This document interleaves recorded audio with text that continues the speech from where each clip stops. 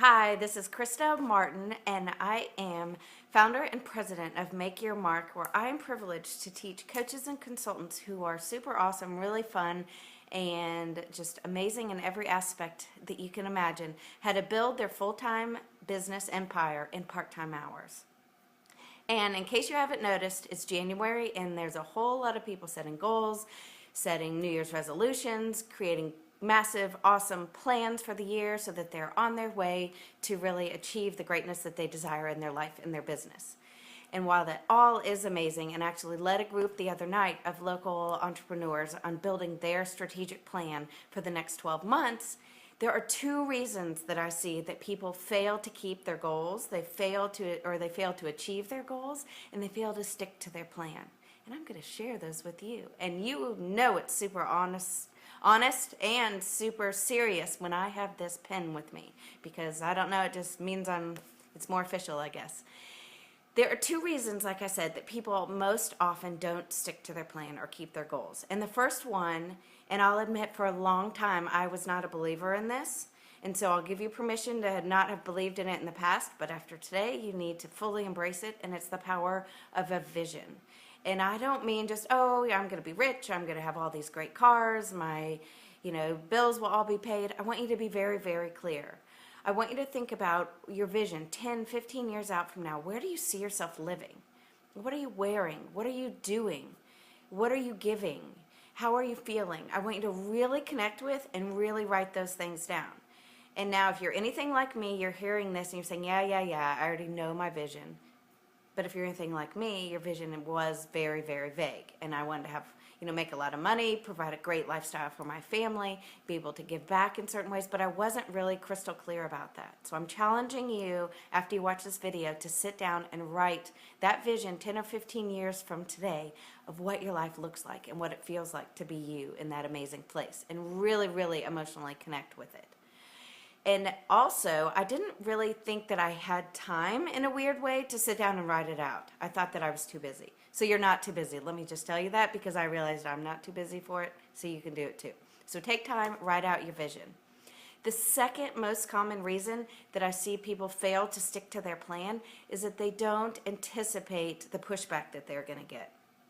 And by pushback, I mean anytime you step into a new level or try something new, embrace change, that terrible, horrible, no good, scary word change, you're going to run into roadblocks. That's life. And you're also going to run into a heck of a lot of resistance. Resistance can come from friends, from family, and most often from yourself.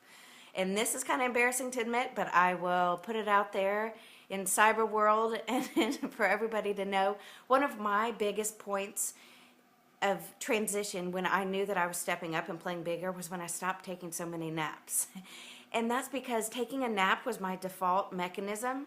Whenever I really saw myself getting a breakthrough or moving to another level or getting uncomfortable because I was achieving my goals, I was like, oh, I'm tired, I have to take a nap, I have to go to sleep. Oh, I was up late last night. I never am up very late, usually 10 o'clock at the latest. Don't tell nobody it though. So that was my natural default reaction. So I had to realize, okay, in committing to these goals, I'm going to have to give up taking a nap some days. Not every day, but most days. I'm going to have to be able to resist and notice when that temptation comes up to take a nap and say, no, instead, let's go. Let's pursue your goal. Let's take the next steps, even if it's one little step. For some of my clients that work in a full-time job and are still building their coaching business or consulting business, one of the biggest things I've noticed that they had to say no to is being the overachiever, awesome employee. Because chances are that you're like them and you're amazing at what you do. You have a lot of gifts and talents. And you have to choose where you invest your energy, your focus, and your time. And that's one of the hardest things for people that are stuck in a corporate job trying to build their business. So for them, my clients, to say, I'm not going to be the overachiever. I'm going to say no when an extra project is offered up, and I'm going to feel okay about it, is a big thing to recognize, because it's so easy to overcommit and then you don't have time to work on what's most important to you and most important to the people out there waiting for your services. So those are the two things. I hope you got them. It's time for us to put this pen to good use. And I want to show you this beautiful picture that I drew just for you. And it's basically shows what happens And right now, about the first of the year, we're at this beautiful place, phase one, uninformed optimism.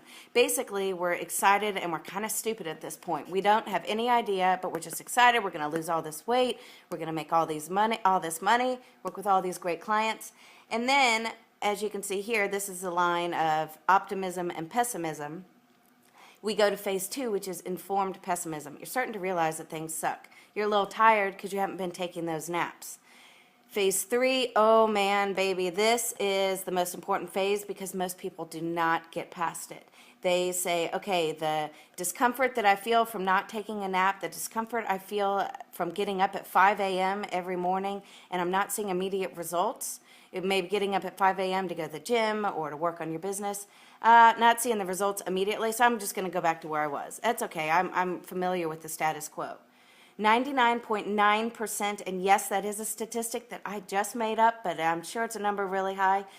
Most people do not get past this. And that's what we have to get you past so that you achieve your goals and you get up here and have a success party and have balloons. But basically, you must be willing to pay the price of your own comfort. You have to think what that means. You have to be able to push through not getting a nap, not sleeping in, not going to do all the extra events for work. And when you have that compelling vision, that also pulls you through that valley of doom, that valley of despair that so many people get stuck in that I just showed you. So the two takeaways I want you to share in the comments are, what is your vision, your really, really big, crystal clear vision? And what are you anticipating as roadblocks that you are going to be able to jump over and transform and not get stopped by as you build your most amazing dream business and the most amazing year yet? Thank you so much, and get to work.